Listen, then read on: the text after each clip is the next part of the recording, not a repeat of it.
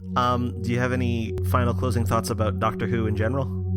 Since this is our last episode ever? Right, this is our last episode ever. How do you feel about Doctor Who? I feel good.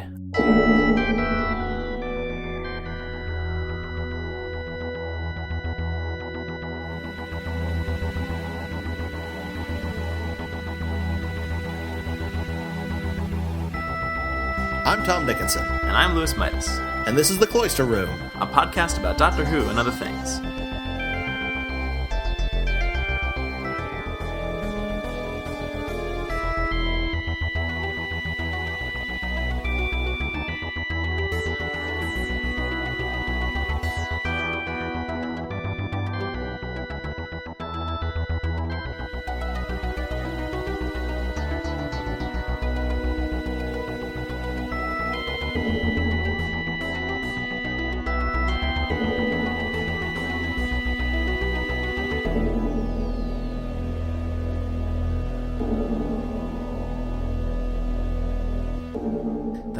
I kept wanting to call this episode The Wedding of River Song, but we'd already had that. Yeah, we had. I'm guessing that Stephen Moffat intentionally named it something similar to what he's already named another episode, just to screw with everyone and make it difficult to have conversations about.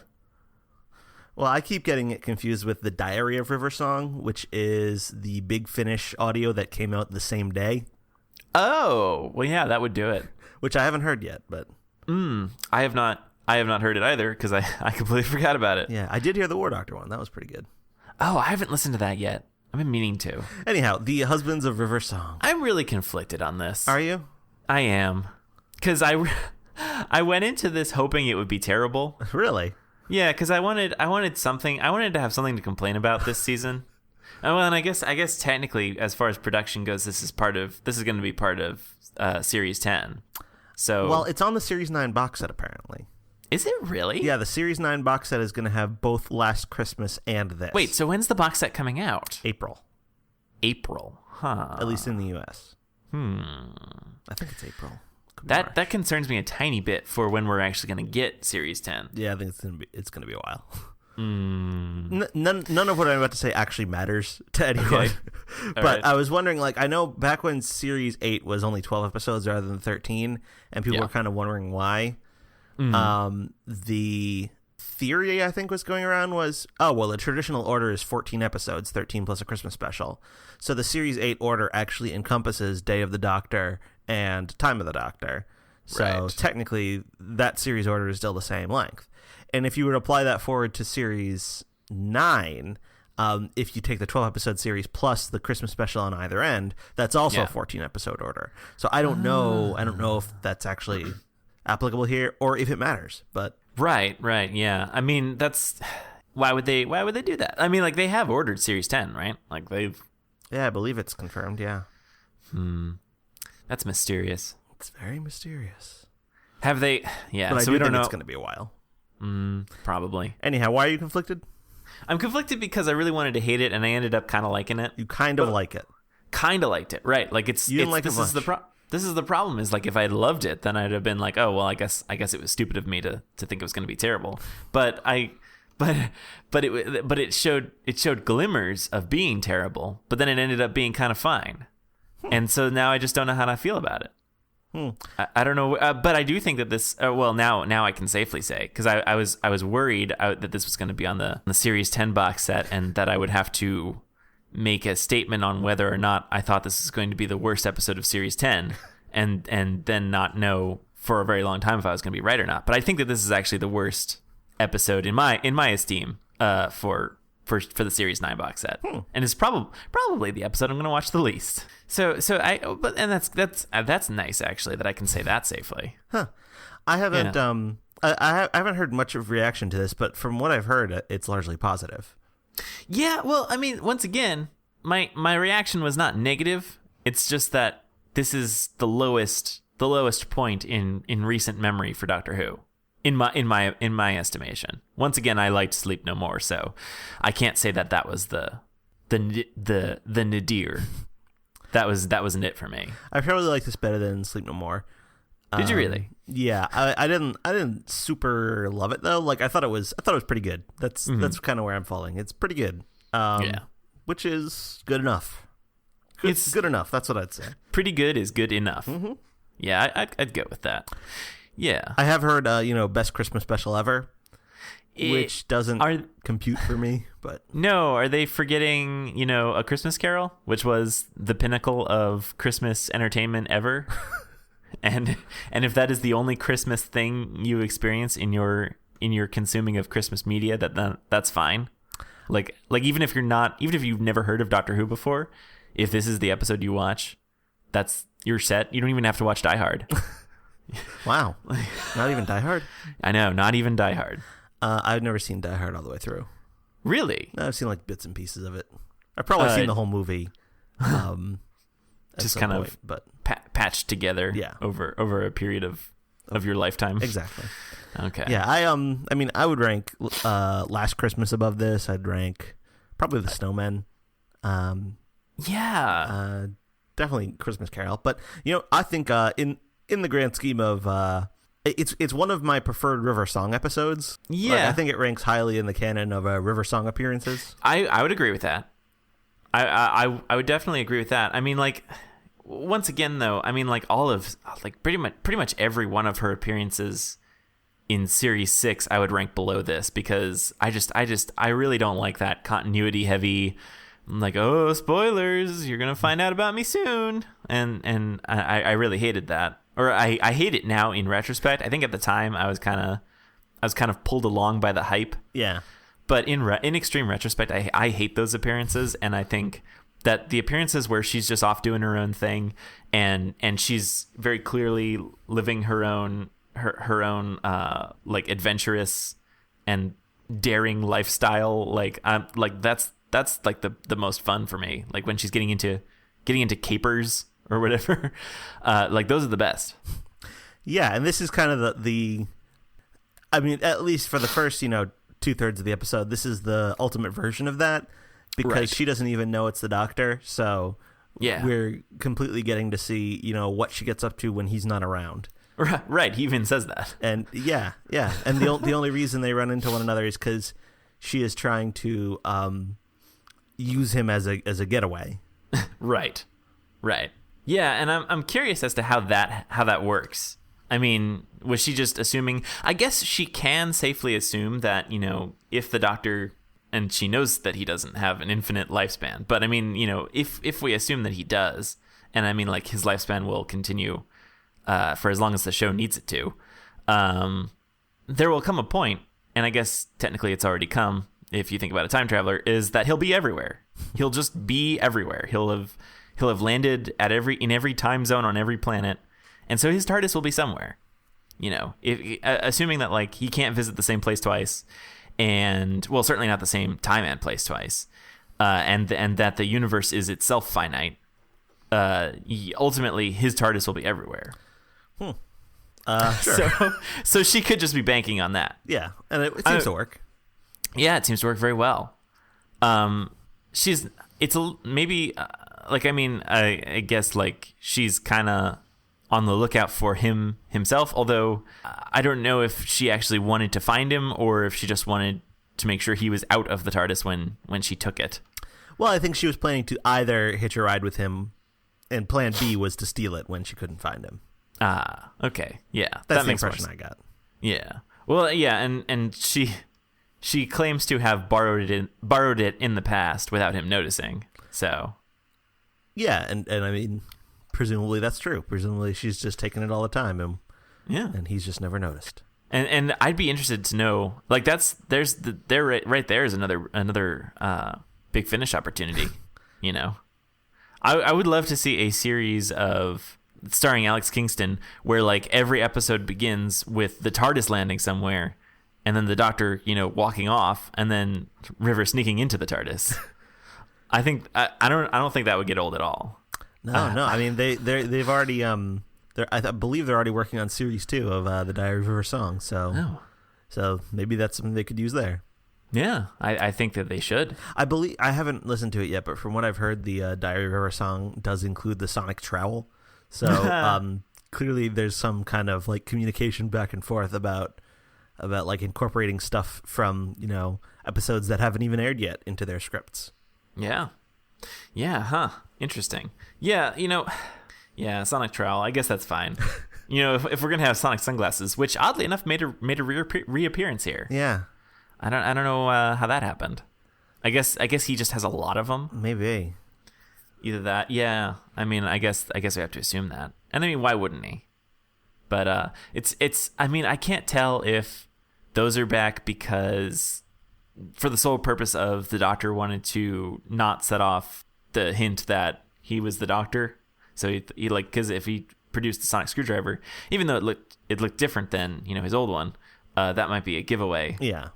So maybe he was still trying to play it cool and not be found out by River at that point. That could be it.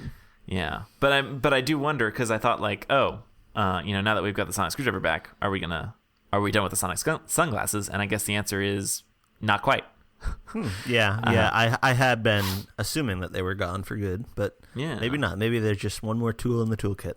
Yeah, I guess so.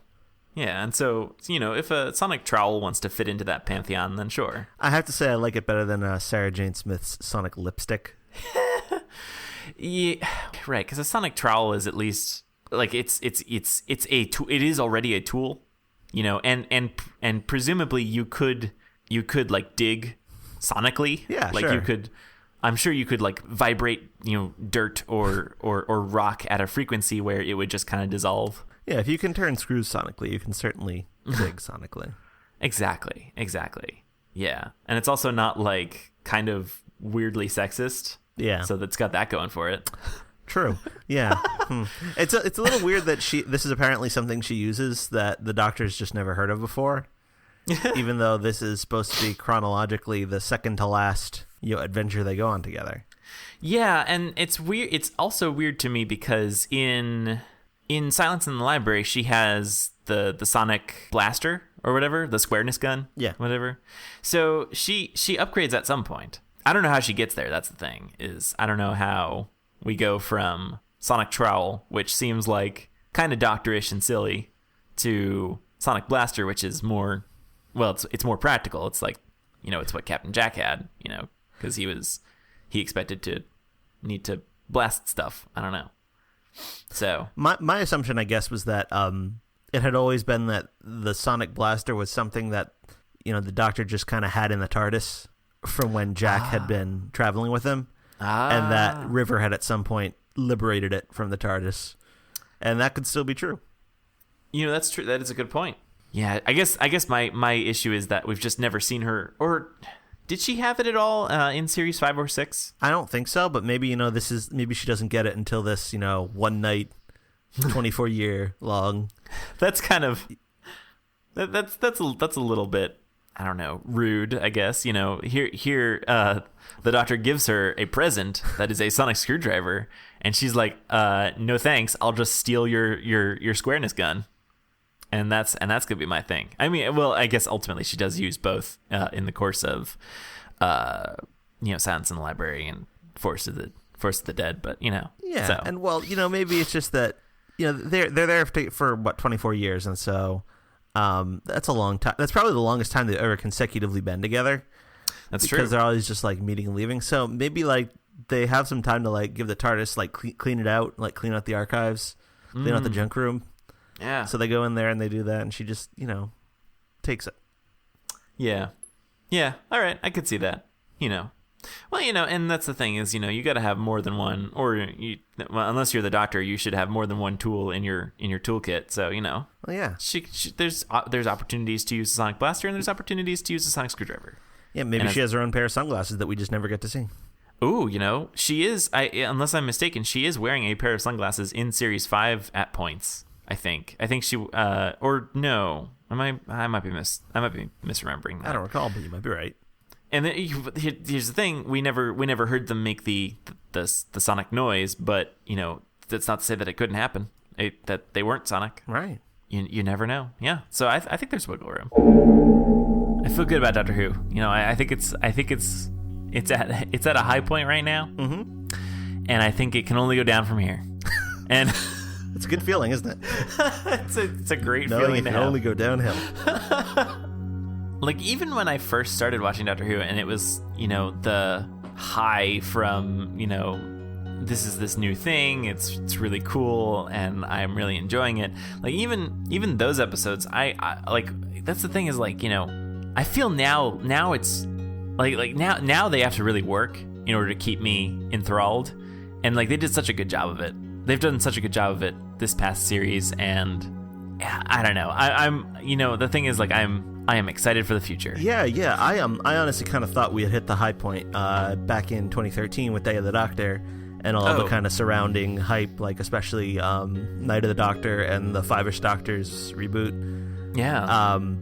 But I mean, there hasn't been an ensuing slump as far as I'm concerned. I mean, Series 8 was, it met that high standard, and then Series 9 kind of escalated even more, and it's just been very good. So I think Doctor Who's in a pretty good place now. They got and Big Finish is doing some incredible stuff too. Yeah, Big Finish especially. Like, the thing is, even if the TV show turns to garbage, which I'm sure it will at some point, we still have Big Finish, and Big Finish is just doing such great work right now. Yeah, and they also sometimes put out garbage, but yeah. Well, and that may very well be true, and I think like the benefit of Big Finish though is that they just put out so much. Yeah, they put out like a ridiculous amount of material.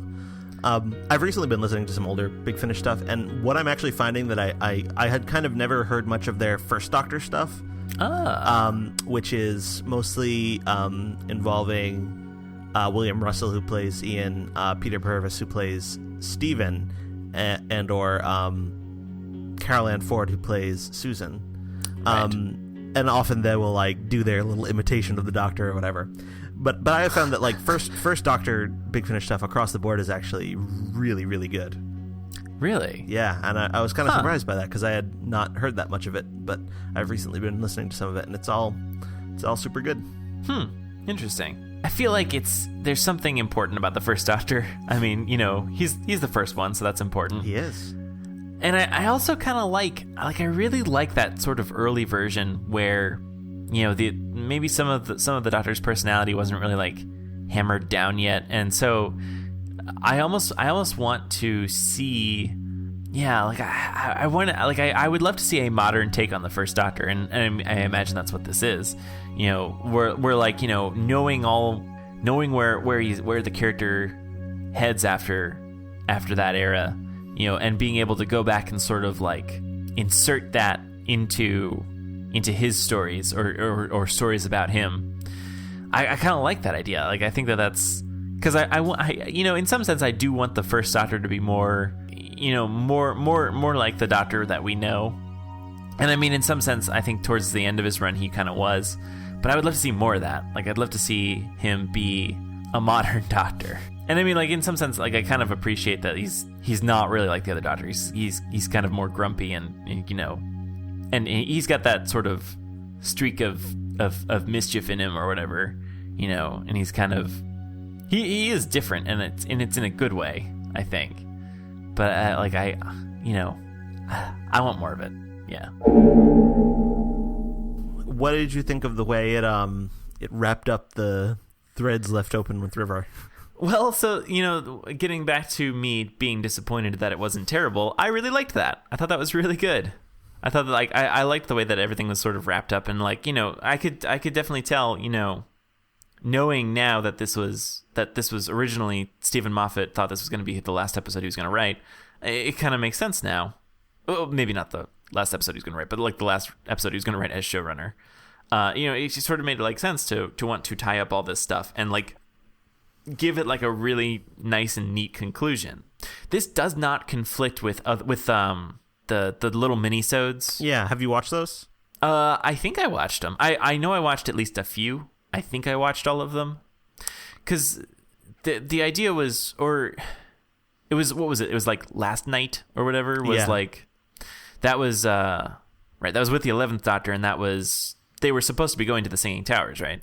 Yeah, there's like there's multiple Doctors and multiple Rivers in that one, right? And they're kind of coming and going, and then it ends with like the 11th Doctor supposedly taking River there. But this does not conflict with that. it deliberately doesn't actually, because Right. she says that he keeps canceling and then says, oh, remember that time when there were two of you? Oh, right. So it even references that. It goes out of its way to reference that just to make sure. For those of you who have seen that, this is the explanation. Right. Yeah, that's good. That's good because, there'd be a lot of pedants out there who would be really upset about this already being covered. And I mean, like, I might have been one of them. But, like, that's the thing is, it never really felt official because those were all, like, minisodes that were, like, not really technically... I mean, like, obviously they featured all the main actors, but they weren't really, like, part of the series. Not in I mean, I know that we're not supposed to have canon. That's a meaningless term. You're here. not supposed to have canon until after dinner. Right, you're supposed to wait 30 minutes, I think. Yeah. Yeah, so I think that's gonna... I always felt that was a little, maybe a tiny bit cheap, that, like, it wasn't considered... Like, it wasn't in, like, the actual show. It wasn't, like, I mean, maybe in another separate sense, I was kind of happy that it wasn't the main focus of the show, but, like... Or it didn't get its own episode because it didn't necessarily need its own episode. It was fine that it was just, like, a little one-off minisode that, kind of just explains everything and sort of establishes what Stephen Moffat was going for or whatever. I guess I would have been fine with that, but I like that, like, because this storyline was like a major component of the Moffat era so far. I mean, not in recent years as much as it had been in series 5 and 6, but still it's a major through line, and so giving it the closure that I think it deserves, or just giving it like a solid bit of closure, I think that was good. I'm a little bit surprised that they leaned so hard on, like, obscure continuity points from an episode from 2008. That's fair. With, like, the best suit and new haircut. Exactly. Yeah. I mean, like, that would have been fine if that hadn't been referenced so directly. And even the whole thing about the Singing Towers of Beryllium, it was mentioned once in an episode in 2008, and I imagine that a very large portion of the viewing audience, especially on Christmas, has no memory of that and doesn't understand why that's supposed to be a big deal. Right. They may not even remember that, she has a modified version of the 9th and 10th Doctor's screwdriver. Not that I'm, like, complaining about any of this stuff, but I just kind of wonder how that played to people who, weren't in the loop on those things and who didn't perceive those things as needing closure. Well, right. Yeah, it's almost like Stephen Moffat made gave the really diehard pedantic fans a Christmas gift this year, and that was like, yeah, I'm going to try really hard to fit a final episode for River into all the things that you've been told over the years. And I mean, like, I appreciate the sentiment. I definitely, well, and I mean, like, to be fair, like, I do appreciate Stephen Moffat working to wedge all the established into a single episode. Like, I think that's nice of him. But yeah, I wonder, even I probably didn't really need closure on this. So it's weird to, like, think that yeah, someone would have, like, yeah, because that's the thing is, Christmas specials are always the ones that are watched by, everybody, like the whole family. You just rope people in who don't normally watch Doctor Who because, right, they're all over at your house and you have to watch Doctor Who because you're weird that way. Yeah. And it doesn't matter, who's there and if they're caught up. You're just going to watch it. And so, yeah. So, I mean, like, that's the thing is, yeah. And that's one of the reasons why I would never call this the best Christmas special, because, A Christmas Carol was really like the quintessential Christmas Doctor Who episode where, like, there's a little bit of continuity in it, but, like, for the large part, it's just like all you need to know is that the Doctor is a time traveler, and he saves people, and, like, that's what he does. And so, like, that episode is him doing those things, and so, like, and it works perfectly as a Christmas special because it doesn't rely on, I mean, like, yeah, Amy and Rory are on their honeymoon, but I mean that is such a tangential fact for the episode. And I mean, you don't, I mean, like, there's, like, some jokes like, oh, why are they dressed up in those costumes? Like, all right, yeah, like, if you're a fan of the show, what those costumes are from, like, that's once again, that's a joke that is so tangential to the episode. It doesn't really like your enjoyment doesn't hinge on it. Not in the same way that like a joke like remember when there were two of you, like that's a joke that hinges on you knowing a lot. But it doesn't really, because that's also just a kind of random nonsense thing that sometimes gets thrown in there. That's true. That's a good point. So it could read as nonsense, like as just the usual sort of nonsense. I don't know. I don't know how. I'll be curious to ask someone who isn't a huge, massive Doctor Who geek whether those aspects played well to them. I think mostly what Moffat wanted to do is he just wanted to get River back because of how fun that would be. Yeah, and that's the thing is I do like I in some sense I'm done with River and I don't think I need to see her again. But like on the other hand, like I do tend to like her like especially when they're on equal footing. I tend to like their relationship and their interactions together. So I think like that does or it can make for a fun episode. So I don't disagree with that decision. Who's your favorite Doctor? Who's my favorite Doctor? When it was only 10 of them, I thought that David Tennant was my favorite Doctor. Mm-hmm. When there were 11 of them, I thought it was Matt Smith. And now that there are 12 of them, I kind of feel like it might be David Tennant again. Really? Yeah, I mean, I just don't know. I mean, I really loved Matt Smith, and I thought he was really great. And I almost don't know. It's so hard though. Like, I mean, and part of me wants to rank the Sixth Doctor really favorably because I feel like that's kind of an unpopular choice. And so just being contrarian. Right. Well, I do love being contrarian. So I think that there's something to say for that. But I really think that like David Tennant is probably one of my favorites just because of his, like, he's not like necessarily he doesn't necessarily always give like the best performance, but I feel like he's like kind of like the most fun and goofy almost. Mm-hmm. I don't know. There's something about his performance that I just love. And I don't know, maybe it's nostalgia. It could very well be nostalgia for, whatever it was 6 years ago or so. And so, there's that. But I mean like among my top favorite Doctors, like definitely 10. And it's so cliche, but definitely 4 also is mm-hmm. somewhere towards the top. Just because like I started off kind of not really loving the Fourth Doctor all that much, and I feel like the more I saw of him, and there's plenty to see, so that was kind of easy to do. The more I sort of really warmed up to him, and is one of the reasons why I like Peter Capaldi so much is because he sort of slips into that sort of Fourth Doctor impression at points. Yeah, I do think sometimes he leans a little bit heavily on impersonating the Fourth Doctor. yeah, and he maybe could afford to not do that quite as much as he does, but I do. Even so, I still love it when he does that. But yeah, but that's the thing is, in addition, I also think that Peter Capaldi is really great, and so he's definitely up there too. And it's like I think he might actually be my favorite. Really? Which is odd because at the very beginning, when we did our episode on Deep Breath, yeah. I was kind of unfavorable toward him. Right, I remember that. Yeah, I didn't like him very much, but I think since then I have come to think of him as my favorite, and I think part of that is just because I think the stories he's been in have been really great. Yeah. And I think Moffat has actually given him much better material than he ever gave Matt Smith. Like I imagine, what would Matt Smith have done with something along the lines of Heaven Sent or the Zygon inversion? Right. He never. I think he's given Capaldi opportunities to shine that he didn't really give Matt Smith. Although there was plenty of great Matt Smith moments, but still, I do think I have often found that it's hard for me to watch the most recent previous Doctor. Yeah. So Matt Smith is kind of I'm taking a break on him for a while. Yeah. I'm kind of coming back around to David Tennant, who is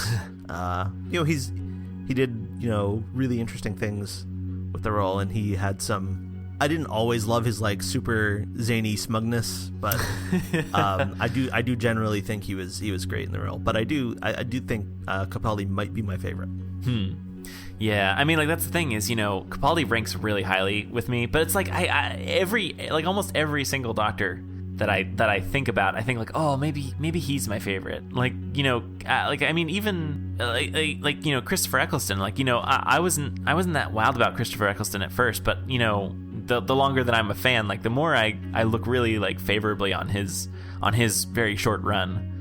And you know, I love him too. Like I think he's great, and I just don't know. And like even like the seventh Doctor is like, I mean, you know, Time in the Rani aside, like I've loved the episodes that I've seen with him, you know, and it's just like I just don't know. It's so hard for me. It just becomes harder and harder. It never gets easier to pick a favorite. That's right.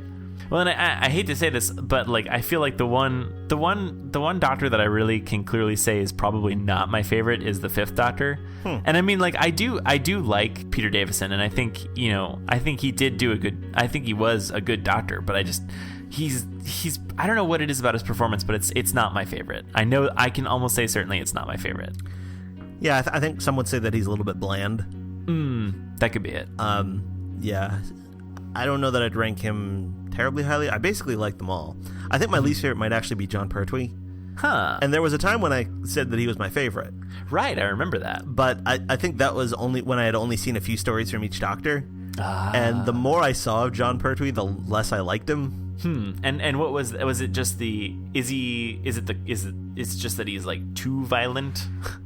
Or no, it's just there's something about his personality which is just really boring. And I just don't. I think Jon Pertwee is probably one of the lesser actors to have played the Doctor, where all of his line reads are just in this like same constant pompous smug with like no variation, and he never does anything interesting with it. You know, and he has his moments where I really like him, but and I like all the Doctors, and I do like him. I just think I like him less than I like any of the others. Interesting. I think one of the things that initially had me so enamored with him was the fact that the ways in which the show kind of around him was changing when he became the Doctor, and like all the stuff they kind of did around him with Unit and with the Master, and with sort of building up this group of characters like the Brigadier and Joe and Yates and Benton and stuff like that. It was all it's a very appealing version of the series, and I still kind of. I mean, I still kind of love that era for that. I just don't think Pertwee himself is actually all that great. Interesting. I wonder if like that, if the fact that he was kind of uninteresting as a Doctor allowed for a lot of interesting stuff to happen around him. Like maybe that helped Unit become more of a focus, and you know, interesting. Who knows? Yeah. Who knows? Yeah, I feel like I haven't seen enough of the third Doctor probably, but you know, would I rank him highly? I don't know. I mean, like once again, yeah, I agree with you when you say that, you know, you like them all. Like I do like all of the Doctors for something. Yeah, it took me a while to come around to the first Doctor. Yeah, it was watching all the stories in order that really did it for me. Right. That's because I kind of get the sense of like his progression and how his companions were having an impact on him, and to the point where when Patrick Troughton finally came along, I kind of missed Hartnell for a while. But yeah, I think basically they've pretty much lucked out where there's never been an absolutely terrible one. Yeah, and I almost kind of wonder what it would take to be what would be the qualities of a terrible Doctor. Did you enjoy the vast majority of the episode, which was not about providing closure to silence in the library? It was just like a crazy, fun romp thing. I mean, I didn't like dislike it. I just thought it got pretty silly, and I was all right with it for the most part. But I do wonder if it was too silly. I actually really loved it. Oh, really? Yeah. Okay. I really did enjoy. I thought the 12th Doctor and River was like a great combination. Mm-hmm. I liked the dumb jokes around, her not knowing who he was. Yeah. I loved, him pretending that it was the first time he'd ever stepped into the TARDIS. Oh, okay. Yeah, that was like an amazing scene. That was brilliant. Like he says something like, "Oh, my concept of the laws of space have changed," and then there's a long pause, and he says, forever. I just thought that was beautiful. Yeah. Yeah, and everything was silly, like a big robot, his head comes off, and but I don't know, it was the kind of silly that I just thought was fun rather than unbearable. Yeah, I mean, like, I think it might, for me, it may have been bridging that gap where it was I don't know, I guess it was, what I'm saying is it was fun bearable. So Wow.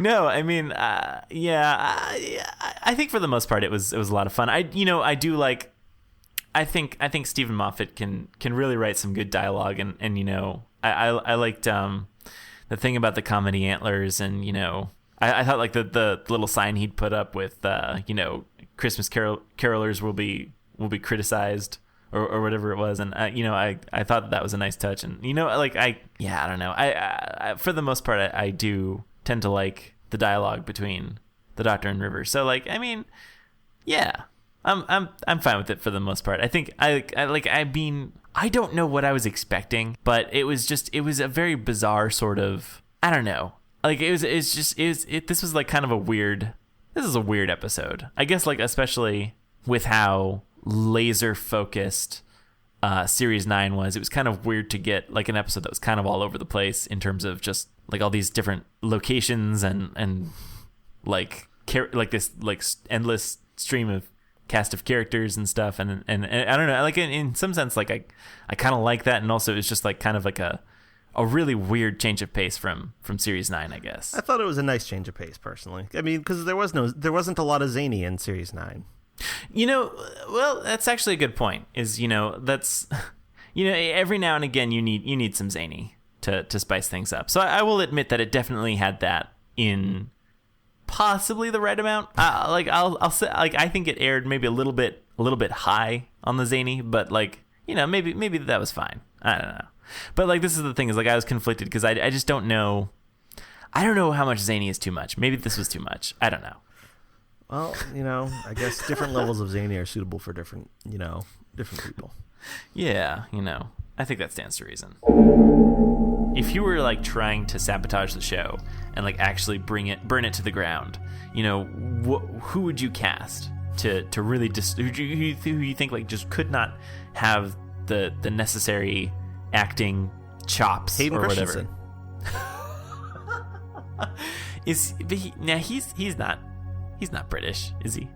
Or no. Okay. You're saying I have to cast a British person? Oh, well, I guess not. No, actually, no. Now that I'm thinking about it, if you really want to tank Doctor Who, then yeah, cast an American or something.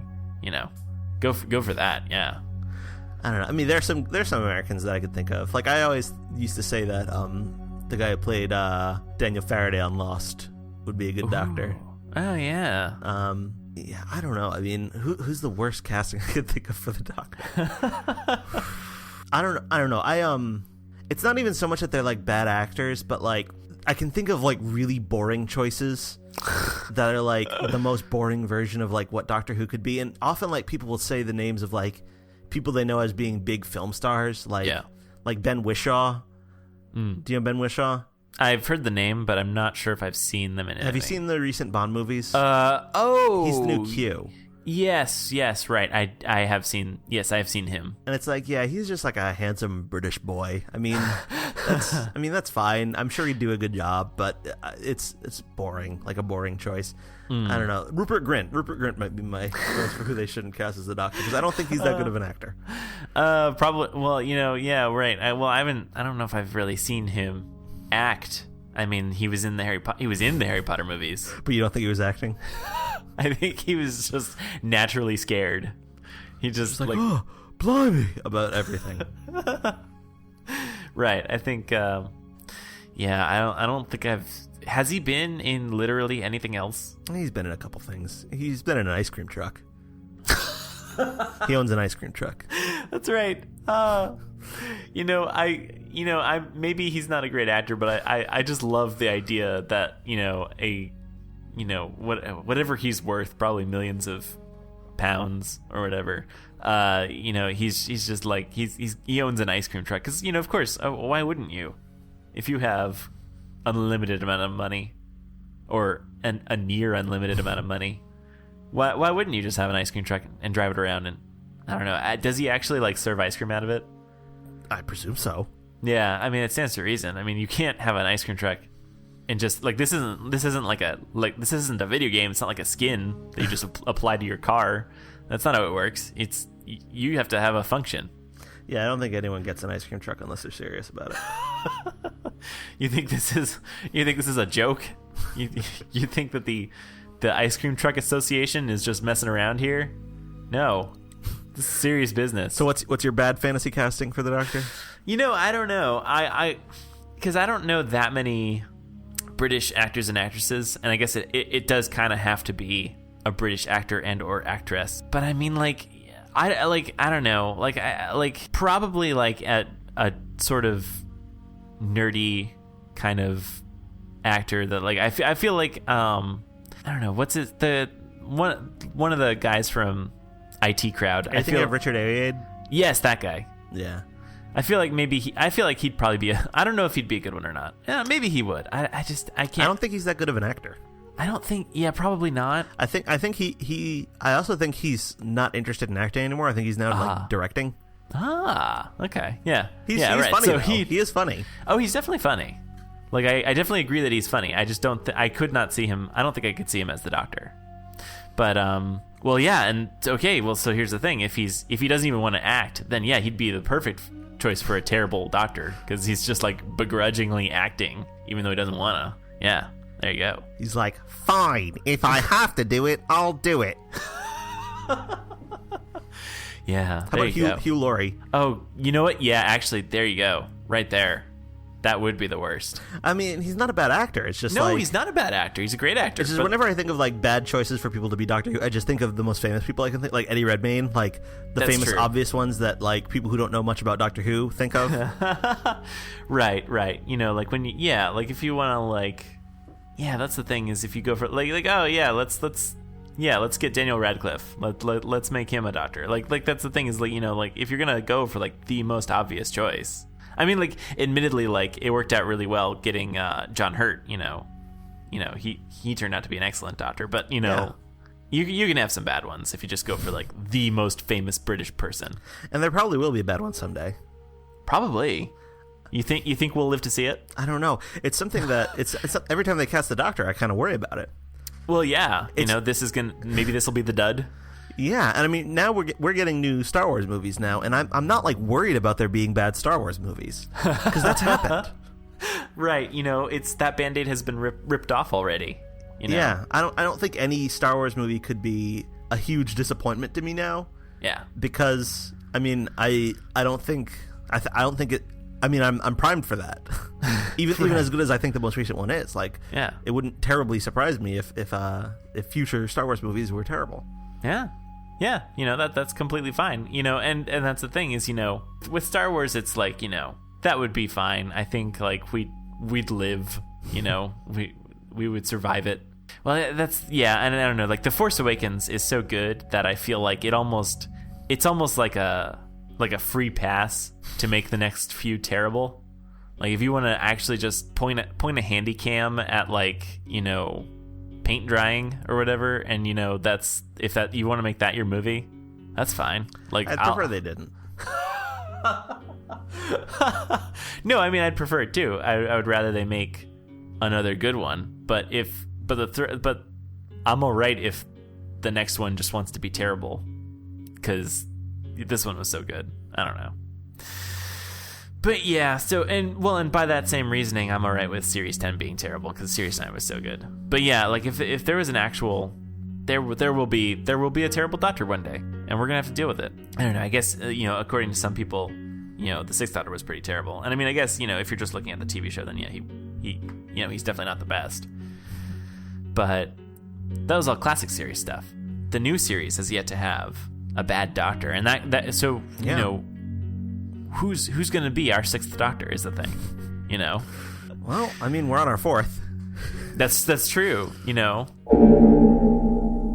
you like the opening titles? With like all the snow and stuff, And all and the snow and like, the planets were Christmas ornaments or something. Yeah, I thought that was adorable.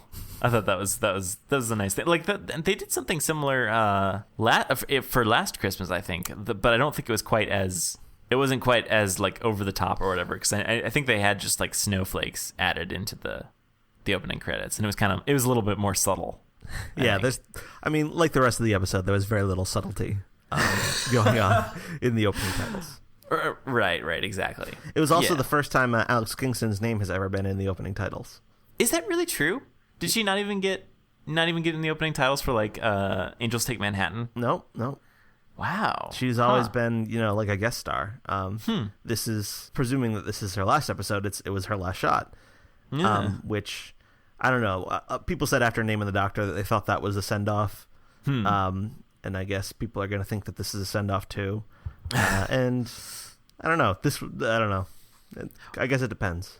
Yeah. Well, yeah. Where does I'm still a little confused on where Name of the Doctor fits in her timeline. Oh, it's after the library. Okay, so it is definitely after the library. Yeah, she's the library ghost that's projecting like a hologram.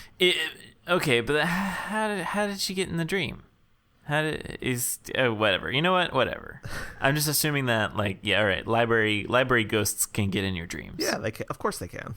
I don't know why I ever. What's the point of being a library ghost if you can't get in people's dreams?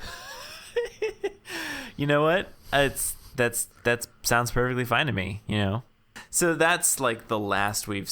Yeah. Well, and there was the other thing I guess was that there was some kind of I don't know if I would call it a hint or something where there's something like, if I know what you're referring to. It's the yeah. There's a thing at the end of that episode where she says, "Oh, if Clara's Yes. dead, then how am I still here if I'm here through her?" Yes. And that was just a reference to the fact that Clara wasn't dead. Okay. All right. I think a lot of people misinterpreted that as like pointing to something bigger, but I never got that sense from it. Okay. Well, yeah, and I think the thing that threw me or made me doubt it was that I can't remember if it was either. I guess it would have been River who's did the spoilers thing, and so then and that's weird because why would you say that for something that was about to happen in 2 minutes because later it's her in the episode? catchphrase. I guess it's her catchphrase. I guess. I did like that it was turned around in this episode, and that this time it was the Doctor saying spoilers because now we're all caught up and the Doctor's all caught up, and now it is River with the least amount of information. So yeah, but not by much. No, it's mostly complete. So at this point. Definitely at this point, we've covered things like Jim the Fish. Oh yes, we all know Jim the Fish. Oh, we all love Jim the Fish. I think yeah. Okay. So yeah, like this is it. This is like everything. I would love to see Jim the Fish finally get his day on the show. Yeah, I would love it if like he were. If like that was just like a nickname and he was not even a fish, like if he's just like if maybe he's like the antithesis, like he's like a camel. He's Is never a camel even the antithesis of a fish. He's never. Well, yes, in the sense that he's like the furthest from water. I think that's the opposite, unless it's a space whale, because space whales would swim in space as opposed to water. Yeah, I don't know. I'm willing to accept multiple antitheses on this. So, okay. I but yeah, okay. So yeah, no, that's the thing is, I think that there is probably at least one good story in Jim the Fish. Yeah, I think they should like bring him back and have him be like stunt cast as like a really famous actor. Like have him be Colin Firth or something, like playing Jim the Fish. Yes, I think that would make a lot of sense, or not even a lot of sense, but I think that would be good. I'd be down with that. But what would he like? So yeah, I mean, like that's the thing is, I just don't even know what kind of adventure they would have. I mean, well, he could come back and take revenge for some unspecified thing that happened in the previous adventure. Oh yeah. Yeah, I don't know.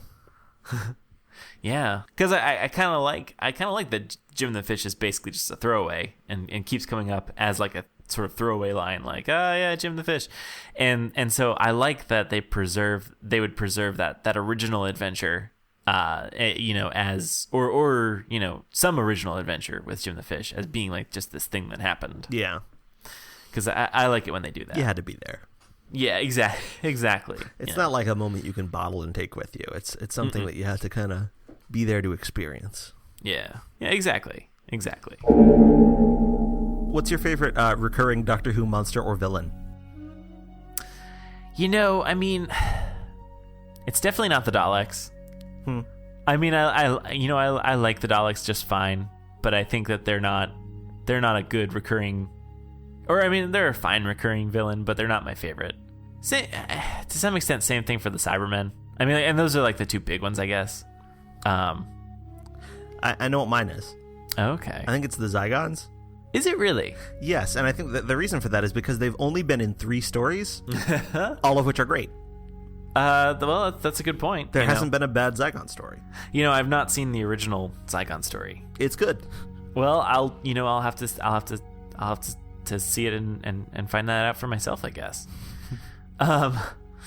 Yeah. So I mean, like, and I think the Angels at this point have been kind of overdone. This is actually really tough for me because I've never actually stopped to really think about it. Apparently, there were going to be angels in Heaven Sent at one point. Really? Yeah, instead of the Veil. Oh, interesting. I don't know how that would work though. Yeah, it was pretty early on in the process that they changed that. But on our recent episode of Radio Free Skaro, they interviewed Rachel Talalay, and she talked a little bit about how things had changed during the process. Huh. Interesting. Yeah. So I mean, like, that's the thing is like, I probably would I probably would have been a bigger fan of the Sontarans before Strax, and I mean, I like Strax well enough, but I feel like he's kind of ruined the Sontarans for me. Maybe, I don't know, or maybe not even. I don't know. Like, what would I? As you can tell, this is tough for me. I guess so. Should I take it back? Yeah, please do. Okay, no, I mean, yeah, well, like, I'm trying to think of what I've seen in like both the new series and the classic series, because, well, I've seen obviously the Daleks and the Cybermen, but I'm trying to think of like the Silurians. Those really changed between what I've seen them in the classic series and the new series. I mean, like, in some sense, I do kind of like the Silurians though, because they're not like straight up villains. Well, they are in the classic series, or at least they seem to be. But like, I can kind of understand the conflict between like, hey, this was once their home and now it's ours. Yeah. And in their original appearance, Doctor Who and the Silurians, they weren't really villains, although there were a couple of bad ones, but they were more complicated, much like they are now. You've seen Warriors of the Deep. That's the other one you've seen, right? Yeah, which is terrible. Right. So it's almost not fair for me to judge them based on that story. I don't know. Yeah, that's the thing is I'm almost inclined to say the Silurians, just because I do like that they're not like really villains. I kind of like that. I don't know. Okay. Yeah. Well, I mean, I could probably go through more general Doctor Who related questions, but well, how much of this did we like? Because it's been a really long time since I listened to our very first episode. I know we discussed like who our favorite Doctor was. I don't know if we did any of the other stuff. I think we did favorite episode, favorite story, which at the time I believe I said Midnight. Yeah, I don't remember what I would have said. I might have said I probably copped out and probably said something like Pandora Whichever opens. one I'm watching. Yeah, that sounds like something I'd say. Yeah, I don't know. I mean, I might now say like The Day of the Doctor, or I might even say Heaven Sent and Hellbent. I don't know. Yeah, like I thought Listen was really good. I couldn't even say at this point. Like, there's so many good episodes now. Yeah. Yeah, that's tough. Yeah, I don't know if I'd be able to conclusively say. Hydroflax is a silly name. It is a silly name. That's a very silly name for apparently like a conqueror of galaxies or some such. Or someone who really likes water and flaxseed. Yeah. Well, I mean, like, here's the thing. What happens if you mix water and flaxseed together? Do you get like some kind of like oatmeal or something? Probably. I'm not big on flax. I'm sure Me you get neither. something. What's it supposed to be? Is that supposed to be for? That's good for something, right? Like it promotes like digestive health or something, or I don't even know. Who knows these days? I don't know for sure. I'm sure some nutritionist knows. I'm sure it either stops or causes cancer. Maybe both. Yeah, it's maybe it just stops causing cancer. Hydroflax. I did like the idea of like, oh, he's like the king is just like a head that you and it could be any head. Doesn't matter. Yeah, that's kind of how actual kings work, more or less. Yeah, they're basically interchangeable. It's a good metaphor. It's a good metaphor. I did like the doctor saying that he had a back problem where it refused to carry the weight of an entirely useless stratum of society. Yeah, that was good. Yeah, I liked that. Yeah, and that fits into the doctor's character, especially coming from a Scottish actor. That's a good little jab. Sure. I don't know why the TARDIS thinks it's all one thing though. Like the TARDIS can't take off because the head's inside and the body's outside. But the body seems to have a mind of its own. It probably could operate on its own. It doesn't need the head. It needs a head, I guess. But and at that point, it has two. True. It's got one, and then it's got a spare. So, I think at this point it's just greedy. Or maybe the TARDIS is just like really plot aware, rules lawyering. Like, all right. It doesn't want to take off, so it's like trying to think of an excuse not to. I think the TARDIS is probably really good at that. Yeah. That doesn't sound far fetched at all. Like it translates Latin into Welsh. Yeah. So, I think it just likes being difficult sometimes. And yeah, so if it wants to just not take off because of some obscure rule that the doctor just never heard of and never even thought could be a thing, why not? As long as it can justify it to itself, right. It doesn't matter what you and I think about right. whether that's really one being or two beings. Right. Yeah. Well, that's like the thing is like the body is like basically like an accessory to Hydroflax, I think, or it seems to be. So it's like, can the doctor not take off if he leaves like a piece of clothing outside? This is have you ever read Rene Descartes' Meditations on First Philosophy? I don't think I have, because this is getting really close to that.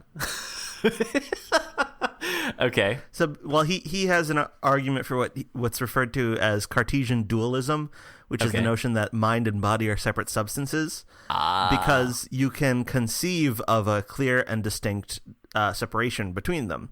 You can conceive of a situation in which a body has no mind, and you can conceive of a situation in which a mind has no body.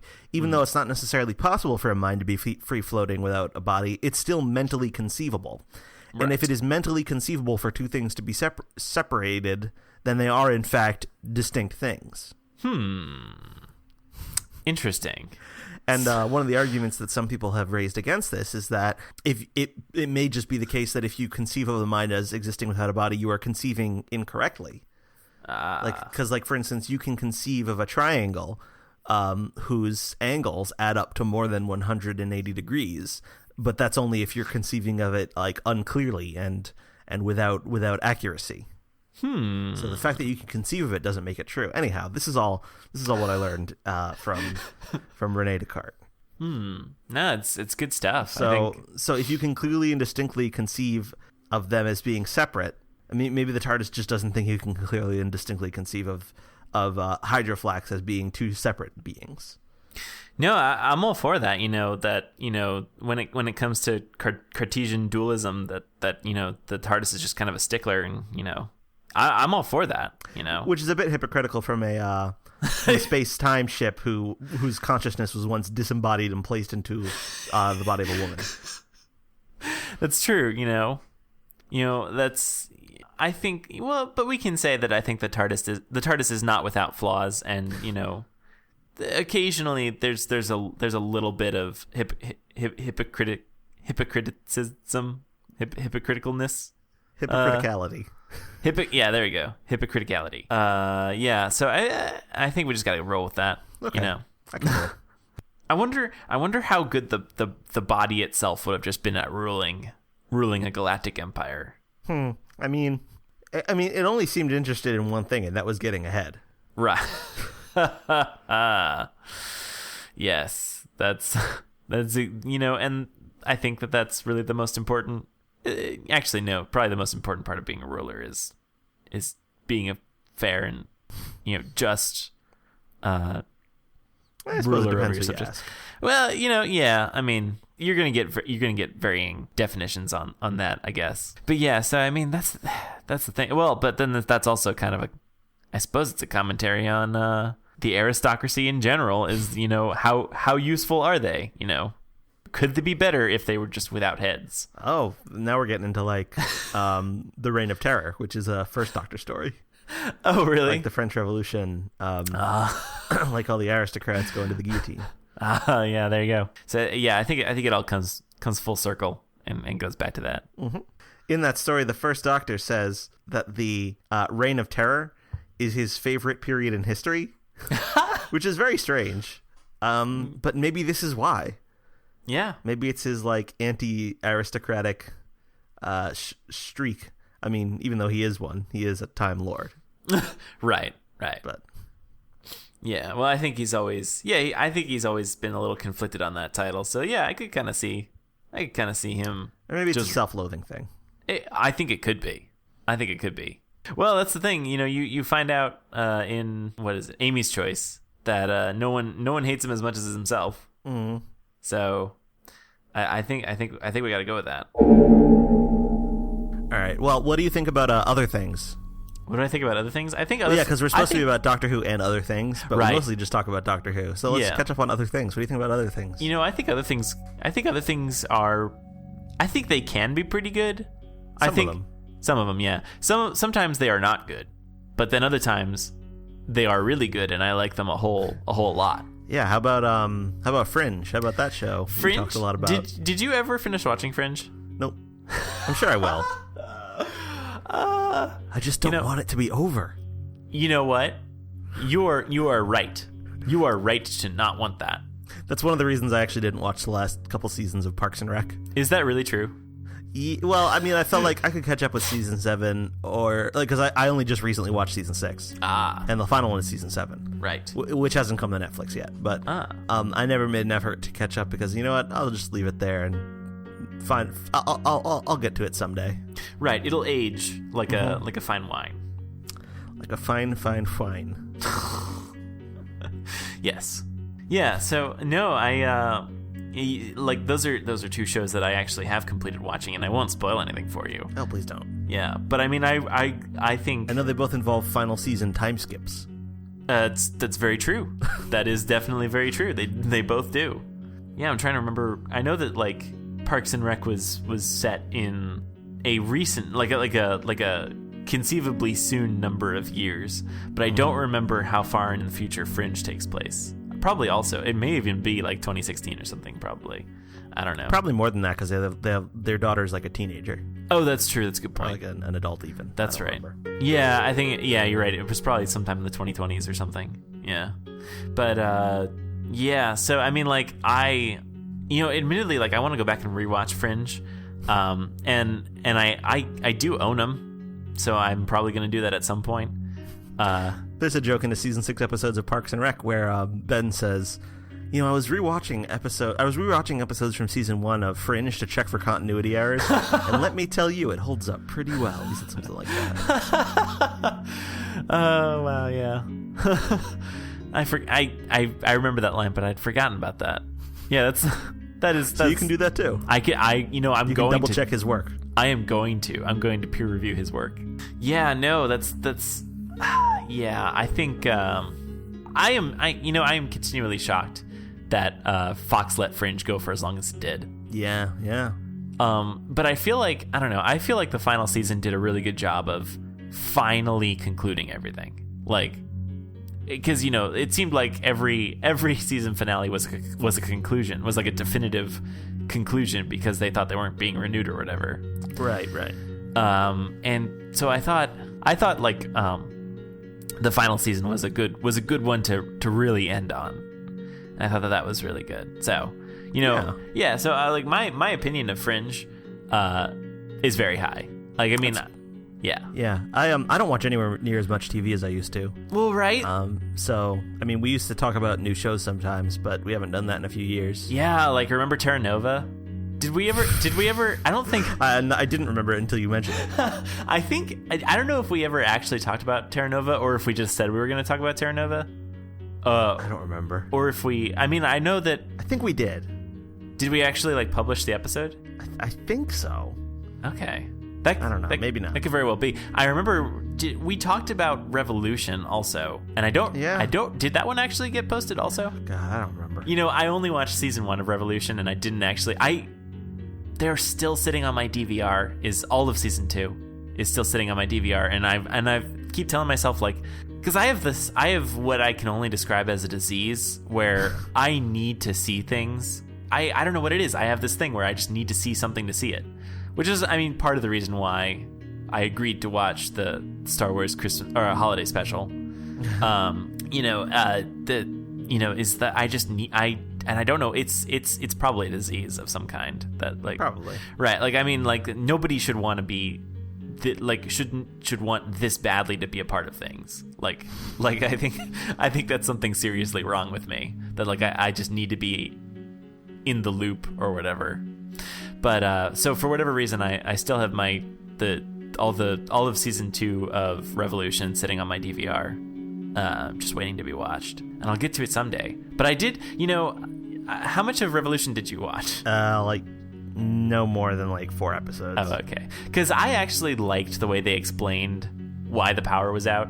Why did the power go out? It was like they, as some sort of experiment, and I don't remember exactly what the experiment was supposed to be, they released into the atmosphere like little nanobots that would like acted as like dampening for electrical conductivity or whatever. So like it would actually like prevent electricity from being conducted. Okay. So it just like caused things. So like mechanical things just would not, or electronic things just would not work. And to me, I thought that was kind of cool. But the nanobots worked? Yeah, the nanobots. I assume. Well, yeah, obviously, if they're behind the curtain, they can do whatever they want. I guess so. I also don't know if nanobots are powered by electricity, or if they're powered by, I don't know, smallness. Yes, as you know, the smaller something is, the more powerful it becomes. Yes, they're powered by their own smallness. That's why Yoda is like the best Jedi Master. Exactly. But yes, so I liked that. I liked that because it was dumb, but it was the best dumb option. That's good. Yeah, I think that's like as far as things go. Did we talk about the event at one point? I think we talked about the first episode of the event. Did you ever watch past the first episode? I didn't. I didn't either. I had those episodes DVR'd for quite some time, but I think I ultimately deleted them. Good. Yeah, because I just there was no reason. Like, it's just, there was like a plane that disappeared and then reappeared somewhere else, or no, yeah, no, I just couldn't. That was a weird moment in like television history where everyone was trying to do basically Lost clones, right? And there was flash forward, and there was all sorts of crazies. Yeah, all sorts of crazies. The event. Yeah. I'm still not sure I understand, or actually no. I think the sad part is I kind of do understand how the cyborg body was defeated by using, I guess, the stock market, or something. No. It was defeated. Firewalls. It was defeated by the the security in the banks. Yeah, I guess. But that does all right. Whatever. You know what? Whatever. I don't. It's Christmas. I don't care. It's not Christmas. Well, technically it is, because Christmas is 12 days long. So that's right. So we're still up in it. Yeah, we are in the safe zone. Mm-hmm. We are in Christmas limbo. Yes, Crimbo. Yeah, I don't know. Like, I mean, as far as like Christmas specials go, if I'm gonna judge this on being a Christmas special, I feel like this is probably not one of the more Christmassy ones. For all the stuff in it, it kind of just takes place on Christmas. That's like its major Christmas pull. Yeah, kind of like the end of time. Yeah, like the end of time. To some extent, the next Doctor. Well, yeah, I mean, like, you're right, because that ends, I think, with the Doctor wishing Merry Christmas to everybody or something like that. I don't really remember. But it didn't really have anything to do with Christmas. Nah. So I like, if I were to fault it for something, it would be not very Christmassy. I mean, like, that's the thing is, like, I guess Christmas is almost tangential to Doctor Who.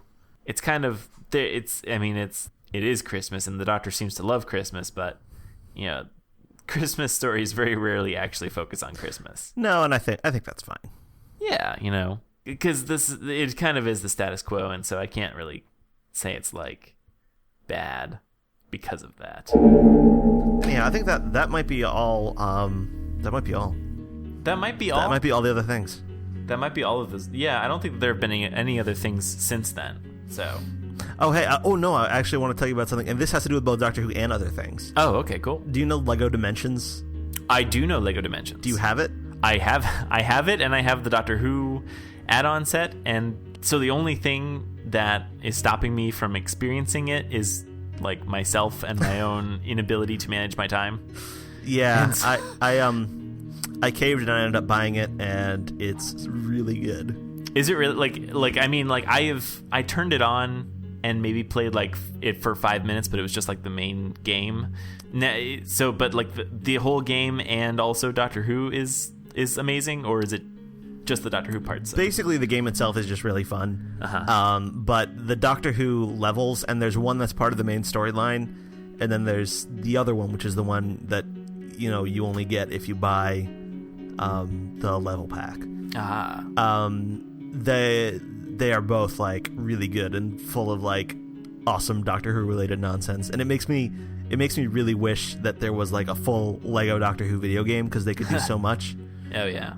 But in the meantime, I'm just super enjoying this, and I also like the I haven't gotten the Portal 2 level pack. Oh yeah. But I have I have played the Portal related storyline level, and it was real good too. It basically felt like another Portal game. Oh wow. That's albeit awesome. A lot shorter. Well, all right, yeah. Huh. But yeah, the puzzles were very much like Portal puzzles. Huh, that's cool. Yeah, I actually I have the Doctor Who level pack and the Portal level pack, and I have fired up neither of them.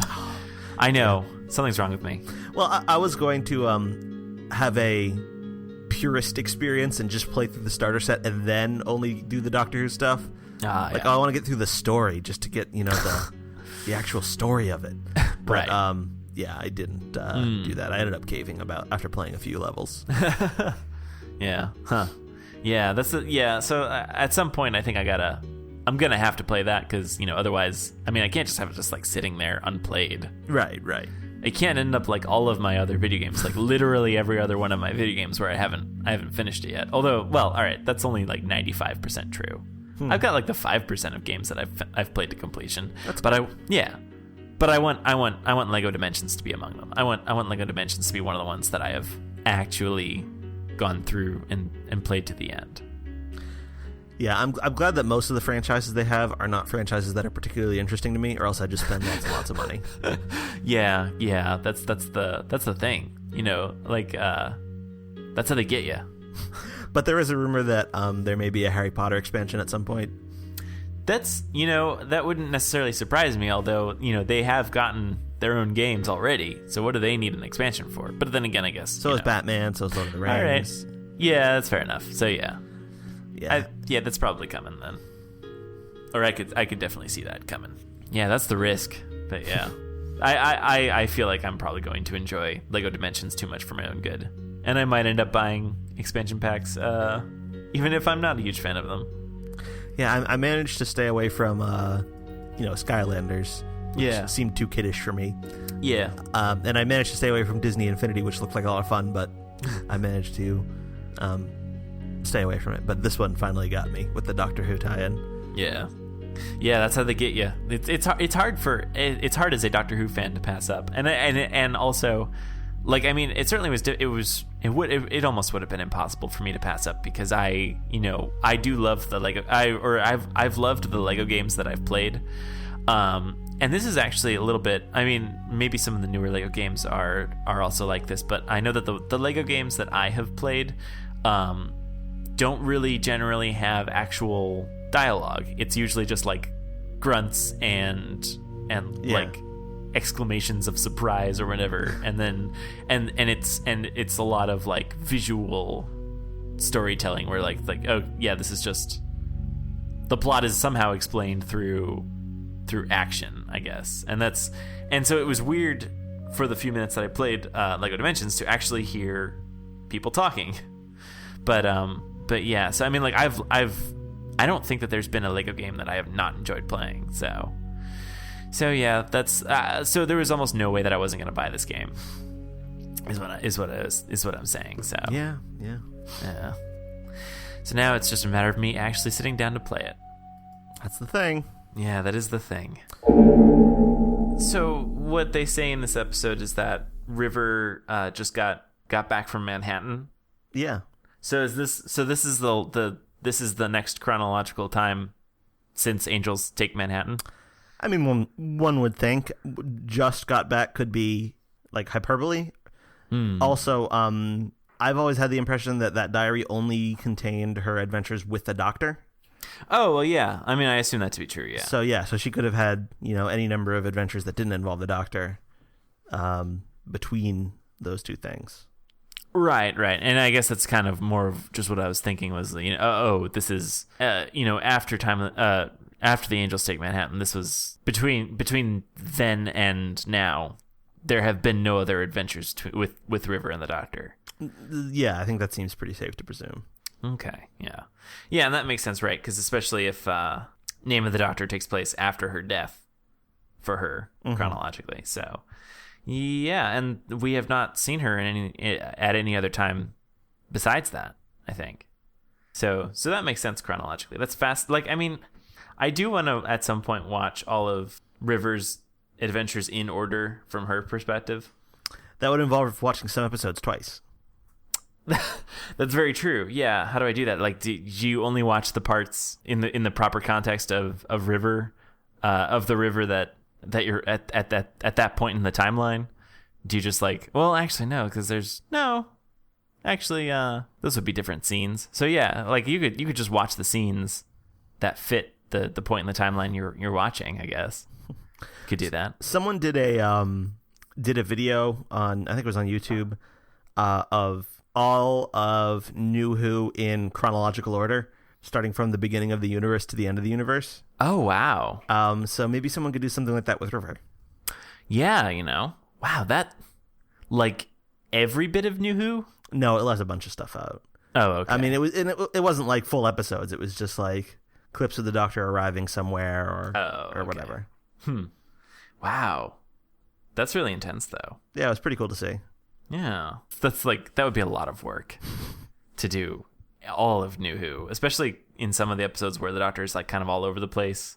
Well, yeah, like for instance, in Hyde, he travels through various points in time. Oh, right. Yeah. And they do all of them. Wow. That's kind of cool. Yeah, It is pretty neat. I'll see if I can find a link and send it to you. Please do. But yeah, someone could probably like put together like a River supercut of like all of her comings and goings from her perspective. Yeah, that'd be cool. There may be somewhere it's not entirely clear, and you have to guess. But right, yeah. Well, anyhow, I think that's enough. Yeah. You're gonna have to edit this. Yeah. So, well, there are worlds out there where the sky is burning, where the sea's asleep and the rivers dream. People made of smoke and cities made of song. Somewhere there's danger, somewhere there's injustice, and somewhere else, the tea's getting cold. Come on, Lewis, we've got work to do. Okay. Yeah, I thought that would... No, that's good. I like it. I thought that'd be nice. Yeah. I think it's important. Okay. Well, I'm glad you agree. Yes. All right. All right. All right, I'm going to stop recording. Me too.